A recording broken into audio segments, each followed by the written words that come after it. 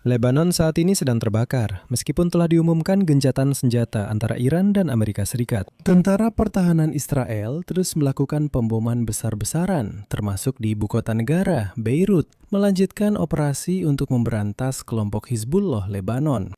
Iran menuntut agar tembakan dihentikan karena hal itu disebut-sebut sebagai syarat gencatan senjata antara Amerika Serikat dan Iran. Namun di Israel dan Amerika Serikat menyatakan bahwa tidak, kesepakatan tersebut tidak berlaku untuk Lebanon. Akhirnya, di Teheran mengeluarkan ultimatum dan kembali menutup Selat Hormuz, meskipun sebenarnya selat itu juga belum benar-benar dibuka. Namun demikian, menurut pejabat di Teheran, negosiasi lebih lanjut tidak mungkin dilakukan selama perang di Lebanon masih berlangsung. Nama saya Alexei Peci, mari kita bahas topik ini bersama-sama. Namun sebelum kita mulai episode ini, saya mohon Anda untuk berlangganan saluran ini, beri like, dan tulis komentar apa saja dari Anda. Dan jika Anda ingin mendukung kerja saluran YouTube ini, Anda bisa melakukannya dengan donasi apapun atau menjadi sponsor di YouTube. Semua tautan dan informasi tentang cara mendukung saluran Alexei Peci ada di deskripsi video ini atau melalui kode QR di layar Anda. Dan jangan lupa berlangganan saluran Telegram saya, Peci News. Tautannya juga ada di deskripsi video ini.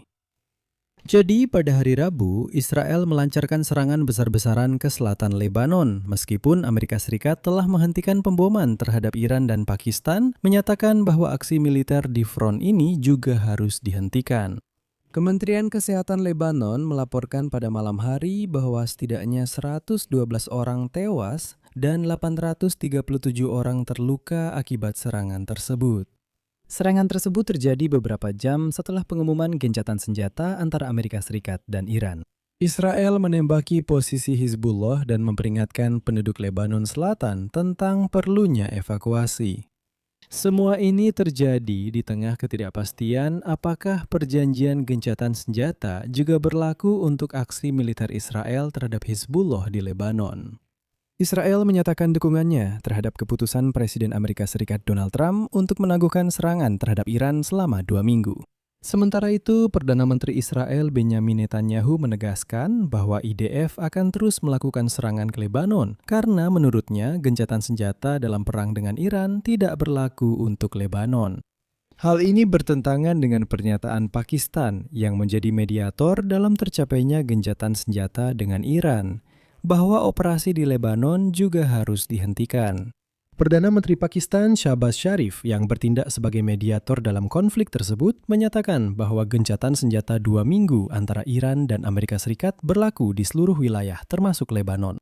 Hizbullah tampaknya sejak awal gencatan senjata telah menghentikan serangan ke Israel Utara. Kelompok tersebut yang perlu dicatat telah menyeret Lebanon ke dalam perang di Timur Tengah dengan menyerang Israel pada 2 Maret, tidak mengumumkan adanya operasi apapun, namun menyatakan bahwa mereka memiliki, kutipan, hak alami dan sah untuk melawan pendudukan dan membalas agresinya. Pada akhirnya, di Washington secara terbuka menyatakan bahwa kesepakatan gencatan senjata antara Amerika Serikat dan Iran tidak berlaku untuk serangan Israel terhadap Hizbullah di Lebanon. Pada saat yang sama, Menteri Luar Negeri Iran Abbas Araghchi menyatakan, kutipan, syarat-syarat kesepakatan gencatan senjata antara Iran dan Amerika Serikat jelas dan tidak ambigu. Amerika Serikat harus memilih, gencatan senjata atau melanjutkan perang melalui Israel. Mereka tidak bisa mendapatkan keduanya. Dunia menyaksikan pembantaian massal di Lebanon. Bola ada di tangan Amerika Serikat dan dunia menunggu apakah negara itu akan memenuhi komitmennya. Mesir, yang menjadi mediator dalam mencapai kesepakatan gencatan senjata, juga menuduh Iran dan Israel dengan sengaja berusaha merusak gencatan senjata. Tapi disinilah letak masalahnya. Israel tidak pernah melakukan negosiasi apapun dengan Iran, baik secara langsung maupun melalui perantara. Sehingga Israel sebenarnya tidak membuat kesepakatan gencatan senjata dengan siapapun. Secara formal, Israel tidak memiliki kewajiban apapun untuk mematuhi kesepakatan apapun yang, saya tekankan, dicapai antara Amerika Serikat dan Iran. Jika Iran ingin menghentikan serangan ke Lebanon, secara logika mereka seharusnya bernegosiasi langsung dengan Israel, tapi itu tidak pernah terjadi. Sekali lagi, Israel tidak pernah melakukan negosiasi gencatan senjata dengan siapapun, jadi apa sebenarnya kewajiban mereka? Saat ini, ribuan tentara Israel menempati posisi di dalam wilayah Lebanon, Dan karena itu, pemerintah Israel menyatakan bahwa mereka tidak akan menarik pasukannya dan tidak akan mengizinkan ratusan ribu warga sipil Lebanon yang mengungsi untuk kembali ke rumah mereka. Sampai Hizbullah dilucuti senjatanya. Ngomong-ngomong, seperti yang telah disepakati saat gencatan senjata dan penghentian tembak-menembak antara Lebanon dan Israel tahun lalu. Namun, pemerintah Lebanon belum berhasil melucuti senjata Hizbullah. Lalu, pertanyaannya apa? Dan inilah yang ditulis oleh media Axios. Высокопоставленный американский чиновник Menyatakan bahwa Netanyahu mengangkat isu Lebanon dalam percakapan telepon dengan Presiden Trump tak lama sebelum pengumuman gencatan senjata.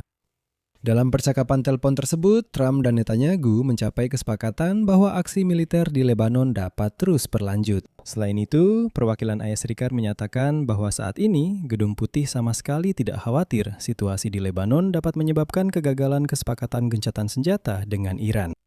Pada hari Rabu, Tentara Pertahanan Israel melakukan serangkaian serangan besar-besaran terhadap target-target Hizbullah di Beirut, di Lembah Beka, dan di selatan Lebanon. Tentara Pertahanan Israel menyatakan bahwa ini adalah gelombang serangan terkoordinasi terbesar terhadap Lebanon sejak dimulainya perang di Iran.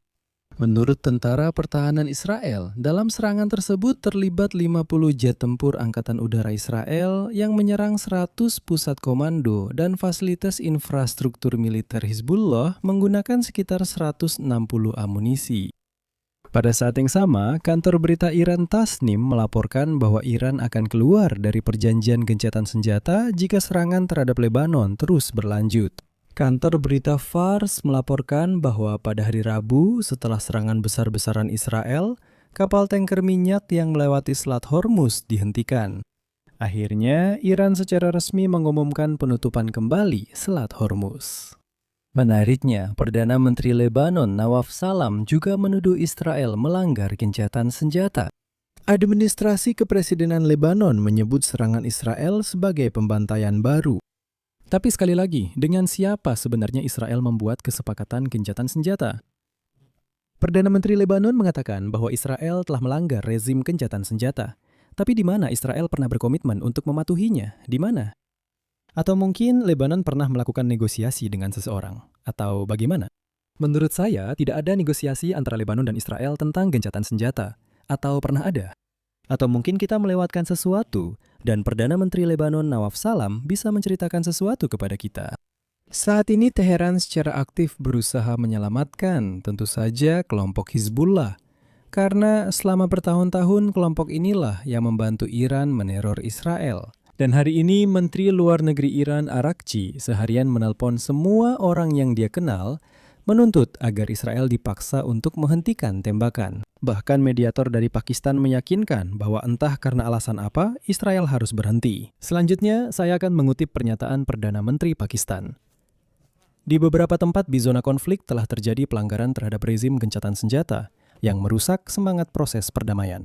Saya dengan tulus dan sepenuh hati mengimbau semua pihak untuk menahan diri dan mematuhi rezim gencatan senjata selama 2 minggu, seperti yang telah disepakati, agar diplomasi dapat memainkan peran utama dalam penyelesaian damai konflik ini. Oleh karena itu, saya akan mengakhiri di sini. Silakan tulis pendapat dan kesimpulan Anda di kolom komentar di bawah episode ini.